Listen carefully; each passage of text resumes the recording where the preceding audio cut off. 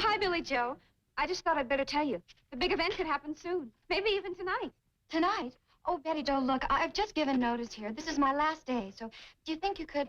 Well, I mean, would you mind not having the baby till I get there? Well, I'll do what I can, but I'm not in this alone. Well, try your best, okay? Now, look, I'll do one more show and then leave. They'll just have to understand. Okay. Bye, Billy Joe. You hear that? Instructions from your Aunt Billy Joe. You better be nice to her, because she's apt to be singing you a lot of lullabies. Wake up! Wake up! Hey, Wendell, wake up. Come on, wake up, Wendell. Oh, is it time? I'm aboard. I'll get you to the hospital. Oh, no, you dunderhead. It's me, Sam. Well, what are you doing having a baby? What's the matter? Oh, he was sound asleep. I was catching 40 winks. Well, you sure had a good hold on him. Betty Joe, I don't know if he's a safe driver. It's okay. I'll ride in the cab. Then if Wendell dozes off, I can take over. I'm still the assistant engineer, you know. Well, yeah, but, Oh, don't worry about him. He'll go wherever I go. Oh, here, let me get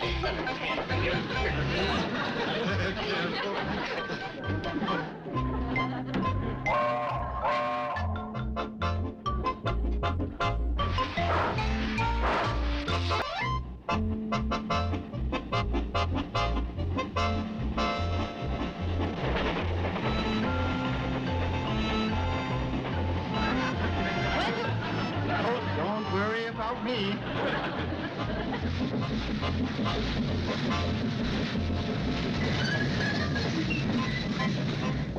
Thank you, Wendell. We got here sooner than I... You can let go now, Wendell.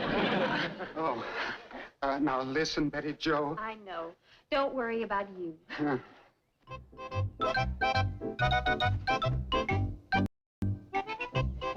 Hi, honey.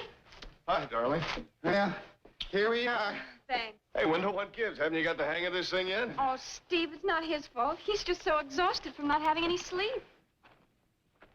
Hey, what about it? Any signs yet? No, but... Well, I moved our things up to the hotel. I thought we ought to stay there until the time comes, okay? Oh, I think Wendell should come up and get some rest, too. You're right. Wendell. Wendell. Wendell? What? Why don't you come up to the hotel and sleep? Oh, that sounds wonderful. But, Even if it means missing a run. Now, come on. well, all right, but don't anybody shut her down, because as soon as you give me the word, we got to be ready to zoom. Right to the hospital.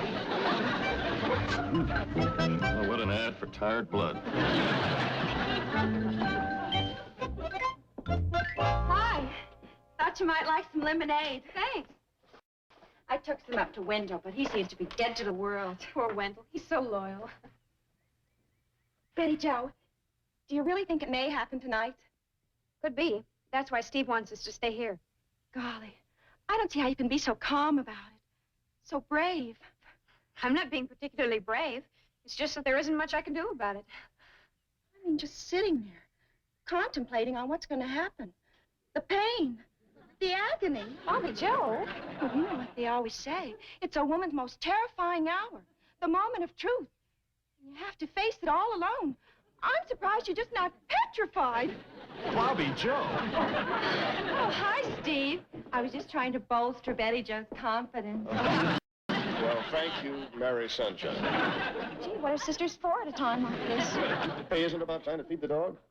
Trying to get rid of me? Yes. Oh.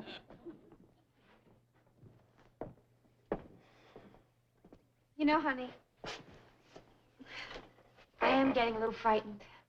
Well, maybe this will help. A letter from Mom. My darling Betty Joe, I'll be leaving here shortly and hope to be home in time for the big event. Meanwhile, my thoughts are with you. I only wish I were there to hold your hand and comfort you. I know that you're very brave, but there will be moments when you'll be frightened. But don't worry, my darling. It's the most natural thing in the world. Every woman is the first time anyway. I know I was. But do you know what that wise and wonderful man, Doc Stewart, did for me? He drove me past the Hooterville grade school just when all the kids were pouring out, and he said, "Look at 'em, Kate. They all got here the same way. That gave me just the courage I needed. And baby, I hope it'll do the same for you. Dear, dear Mom. She always knows just the right thing to say.